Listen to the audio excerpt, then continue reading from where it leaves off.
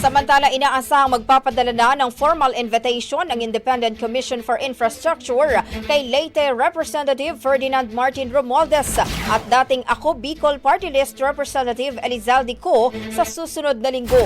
Ayon ho kay ICI Executive Director Attorney Brian Keith Hosaka, ipapaabot ang imbitasyon para humarap ang dalawa sa ICI na kasalukuyan nagsisiyasat sa kontrobersyal na flood control projects.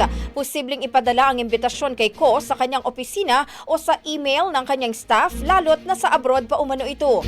Maaari rin umanong makipagtulungan ng ICI sa ibang ahensya ng gobyerno para matiyak na matatanggap niya ang imbitasyon.